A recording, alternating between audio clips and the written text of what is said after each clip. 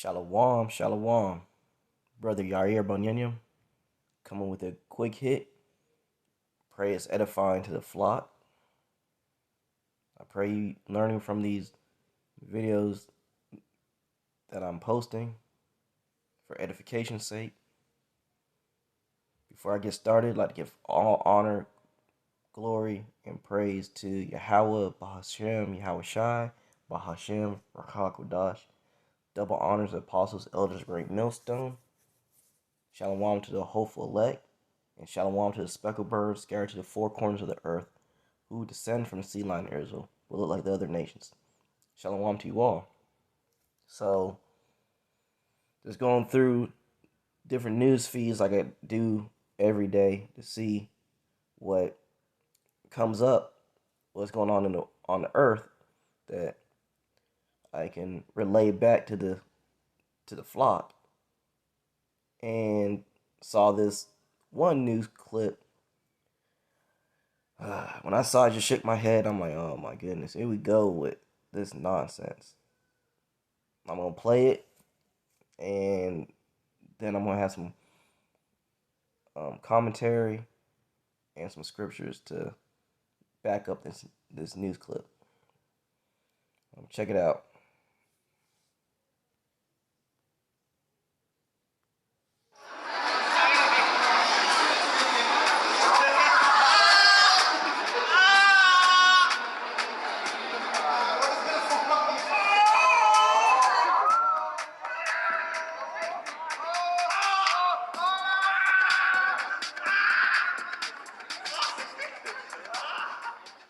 We did a campaign called Feel the Pain, where we gave artificial menstrual cramps to men.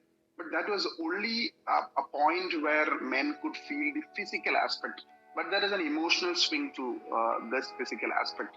So every 5 days of the month, a lady is going through so much of emotional and physical pain, which actually the men doesn't understand. So that is what we wanted to discuss. The entire discussion was to make sure that this campaign, menstrual hygiene, was a topic which should be discussed in public.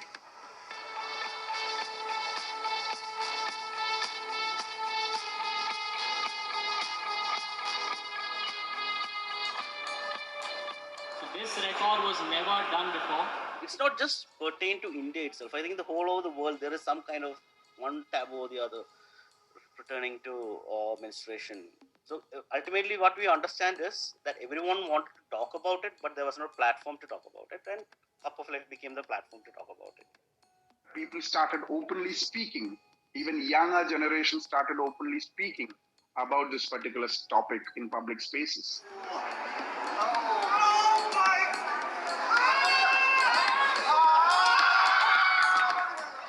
This is definitely just one big step. But I think every country in its own terms should take up the project as their own. The intention behind it, the narrative behind it, if we can take it up, I think we will create a better world for females. I think that's what's more needed for the society.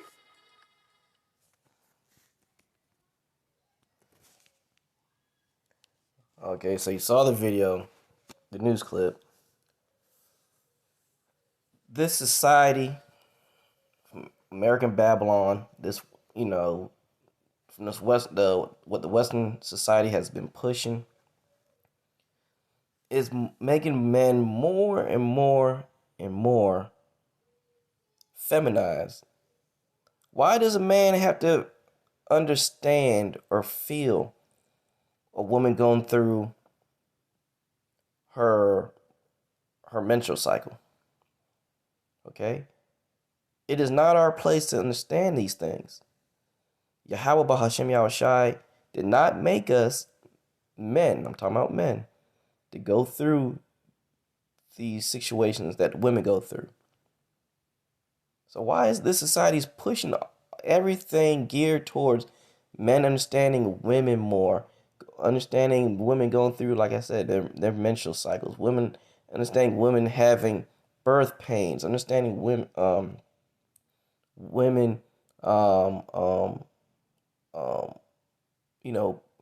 telling little boys and so forth to be more feminine, and older men too, to be more feminine, embrace your femininity and all this other nonsense. This place is wicked. Now, don't get me wrong. You know, we should understand a woman to a certain, our women to a certain degree. Like how they're feeling, how's your day going? How you're feeling mentally in today's society. In the kingdom, it's going to be different. But in today's society, yes. Understand how she's feeling mentally and stuff. Just, see if she needs, a break from certain particular things she might be doing. I get that part. That's okay. But this nonsense?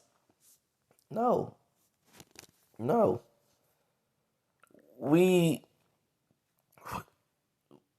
need to stay in the place of a man and a woman. That's how it's supposed to be. We are made to be a certain way. Women are made to be a certain way, and that's how it needs to be. Like I said, people have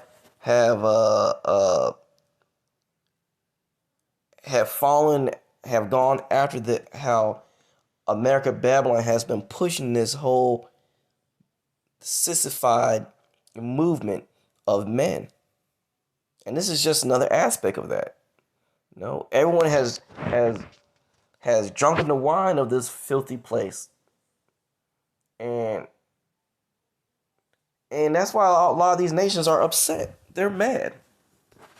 They're upset because the filthy conversations you get out of this place of American Babylon and the westernized world that these Edomites have set up. People are mad. Let me go to the scripture. Like it to bring that out. This is Jeremiah 51 verse 7, and it reads, Babylon hath been a golden cup in the Lord's hand that made all the earth drunken. Like I said, all the earth has drunken off this place. Every filthy, polluted thing America Babylon pushes, the rest of the earth is pushing now. Because before, the earth wasn't pushing all this stuff that this place was bringing out. But now, more and more as the days and months go on, you're seeing more stuff that America Babylon is pushing forth, and the other nations are doing it also. You still have nations that's trying to hold out and so forth, but it's not a lot. But this is prophecy that this was going to happen. Babylon hath made a golden cup in the Lord's hand that made all the earth drunken. The nations have drunken of her wine, therefore the nations are mad. See? The nations are mad. There's nations that are mad about this foolishness that's being pushed. They're mad about everything this place is doing. That's why these nations are gearing up. That's why these nations are gearing up to go to war soon. Because they're mad about the things they had to deal with in this wicked society, in this wicked world. And now they're gearing up to go to war. Okay. Some other scriptures I had to go along with what I'm going into. This is Ecclesiasticus, the 19th chapter. I'll start verse 29, and it reads, A man may be known by his Salakia. Let me got caught in my throat. Let me start over. Ecclesiasticus or Sirach, chapter 19, verse 29. A man may be known by his look, and one that hath understanding by his countenance when thou meetest him. So the scripture is saying, a man's supposed to be known by his look. In this day and age that we live in, you can't tell a man from a woman anymore, a woman from a man anymore. There's a lot of alphabet stuff going on out here. A lot of this, like I said earlier, about this mentality of feminism they're pushing out. You know, they had that movie that just came out called The Woman King. Like what? You know, I haven't seen it yet, but the just the name of it alone, The Woman King. How can a woman be king? She can't. You see, that's what they're pushing in your mind. They're doing a lot of subliminal messaging and a lot of things these days. You know, and there was subliminal messages in that news uh, broadcast I showed in the beginning. Men should not be worrying about how a woman, how does a woman, how does the pain feel when a woman has a period. That is not our place to understand that. Yahweh Hashem Yashai made us be a certain way. If a woman's going through, really during that time, Israelite woman's going through her monthlies, you're not supposed to be around her. You know, in ancient times that's how it was. But now, you know, we're in captivity. We don't have the means to put our wives in a separate housing that they'll be in for those days that they have their monthlies. We can't do that these days. But again, a man's not supposed to be trying to understand what's going, you know, how that pain is. We know it's painful because women go through it. And that's it. Why are you trying to delve into things that's not pertaining to you as a man? Scripture says what? A man may be known by his look. Like I said, men aren't known by their looks anymore. They look mighty feminine these days. You can't wearing dresses and all this other nonsense, man. It's backwards out here. It's filthy. A man's not known by his looks, and one that hath understanding by his countenance when thou meetest him. When you meet a man, you supposed to know that's a man. Oh yeah, you know, by a certain way he's keeping himself. You know, you meet a man these days wearing a dress or a skirt, you know, and wearing heels and boots and all this other stuff. You already know by meeting them and looking at him, this man is in that alphabet lifestyle. He's been what's the word? He has no masculinity about him. Okay, and that's going off. Verse 30. A man's attire and excessive laughter and gait show what he is. Like I said, a man's attire, you'll know what he's about. You meet a man wearing a dress, you know, wearing a wig, eyelashes, got their nails painted and so forth. You know what they are when you see that. You know that's abomination. Excessive laughter.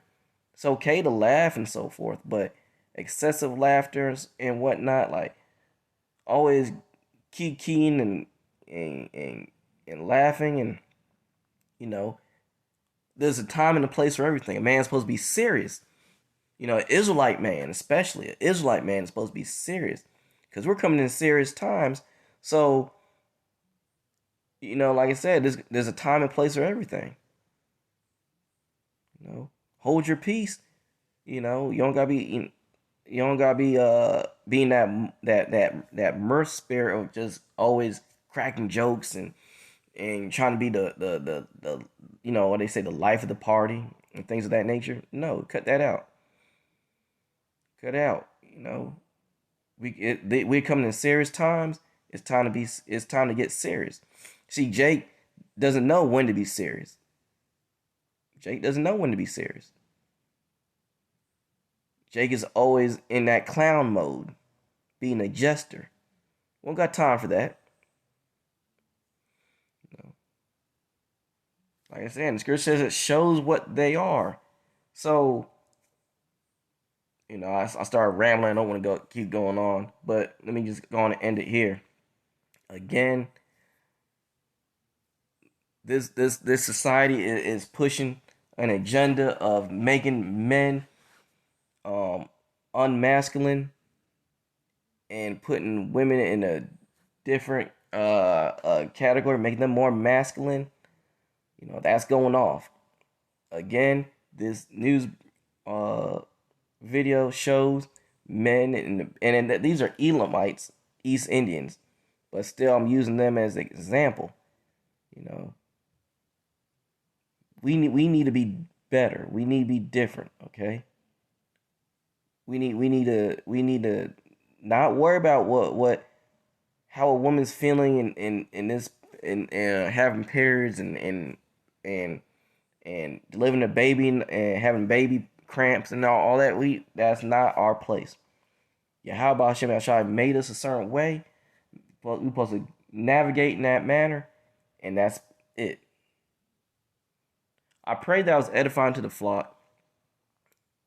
Don't want to make it too long, but I pray it was edifying. We need to stay focused, stay prayed up, keep fasting, keep praying to heaven, to God, Yahweh Hashem Yahshai. Keep praying that we can be delivered out of this wicked behind place when the time comes, because it's coming. We see it more and more. A lot of stuff's going down. Stay focused on the news. The brothers keep filtering the news with the scriptures. And again, keep praying and endure. I'd like to give all praise, honor, and glory to Yahweh, Bahashem, Yahweh Shai, Bahashem, Rakah Kadash. Double honors to apostle elders, great millstone, and shalom to the hopeful elect. Till next time.